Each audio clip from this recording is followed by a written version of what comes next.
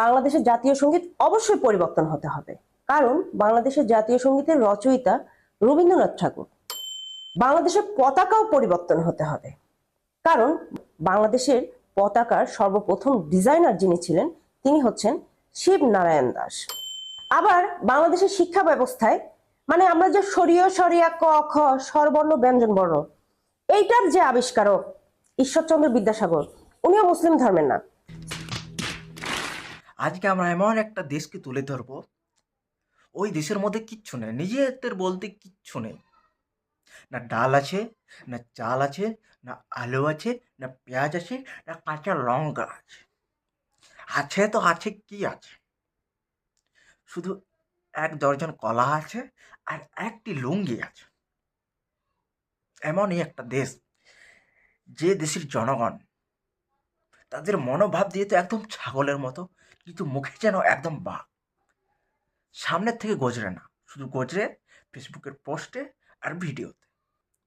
শুনছি নাকি বাংলাদেশের জাতীয় সঙ্গীত চেঞ্জ করা যাবে, এই যে অ আ ক খ গ ঘ ঘ ঙ, সেটাও নাকি চেঞ্জ করবে।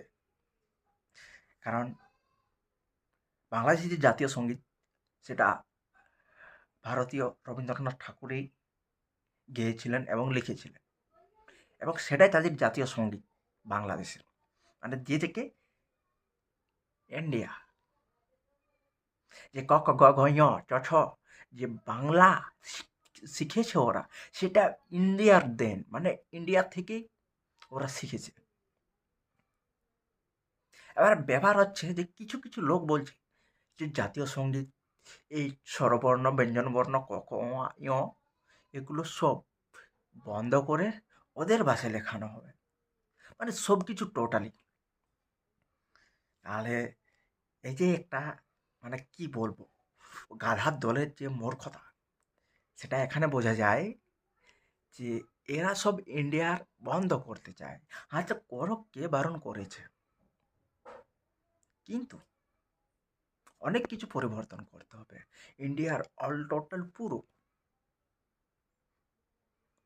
যে দেশটাতে থাকো সেটাও দান করা, ওটা তোদের নয়, বুঝলে? আরেকটা কথা, পেঁয়াজ বন্ধ করা যাক, কাঁচা লঙ্কা বন্ধ করা যাক, বুঝলে?